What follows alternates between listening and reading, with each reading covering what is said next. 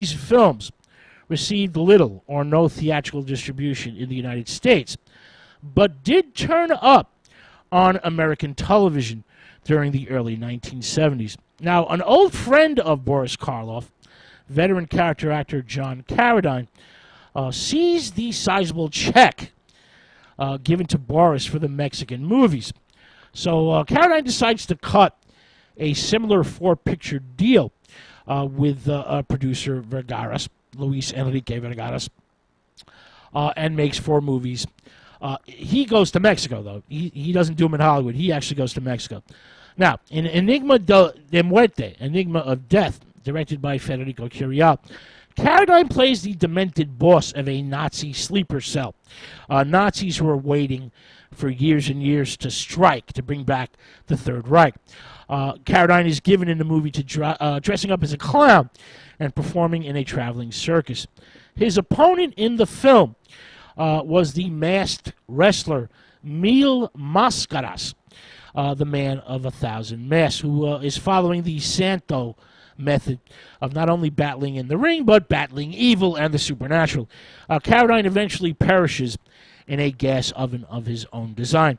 The aging actor again encountered Mil Mascaras, the man of 1,000 masks, in the next Vergara's and Curiel picture, Las Vampiras, the Lady Vampires, where Carradine played the leader of a pack of lady vampires. Carradine learns Spanish to deliver his lines, including such gems as, "If I'm alive, what am I doing here?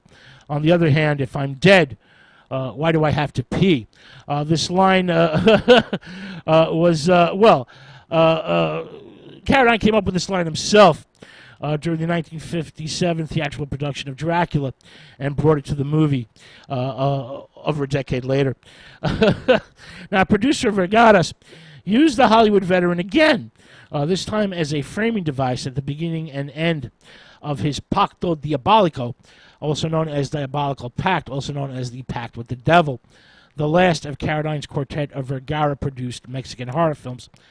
Sadly, I cannot tell you much about the first of the Carradine Vergara's pictures, La Señora Muerte, Lady Death, since I have never seen it. It's very hard to find, and sadly I've never gotten a look at this film. But I can talk a little bit about Pacto Diabolico, which is in fact a variant on the Jekyll and Hyde motif. Carradine plays a mad scientist obsessed with rejuvenation, and he extracts a special substance from the retina of a man condemned to death in order to use this, substance upon himself. Now, although the logic of such a sinister operation is somewhat baffling, it does allow the producer, Vergara's, to replace the star Carradine with a much cheaper and unknown Mexican actor as the rejuvenated Carradine. Now, the emaciated figure of the Hollywood veteran rematerializes at the end of the film when it emerges in the plot that the medical benefits of the operation are not long-lasting. And in despair, the scientist Carradine hurls himself into a fiery furnace. Like the Vergara's Karloff quartet of films, the Carradine Vergara's movies received little or no theatrical distribution in the United States, but did turn up on American television in the early 1970s. Then the films vanished virtually off the face of the earth, and not have been available, at least in the United States, for many, many years. John Carradine, who had a very deep and distinctive classically trained voice, appeared in almost 500 movies.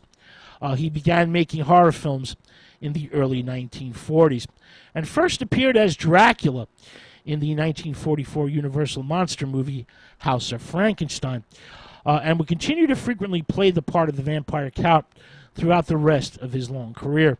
Carradine takes his portrayal from the Bram Stoker novel, and his performance saves the movie and its highly contrived plot.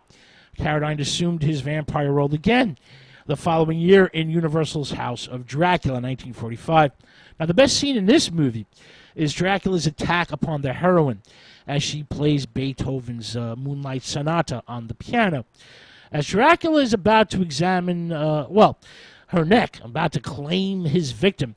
Carradine is repulsed by the cross hanging from her neck. This is an unforgettable scene that again saves the movie from its own silliness.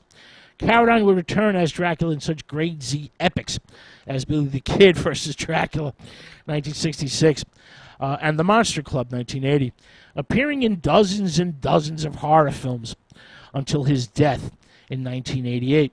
Now, in the late 1960s, with the Karloff, Carradine, Vergara's collaborations, the Mexican Gothic horror film reached its low point. But some interesting Gothic horror films were still being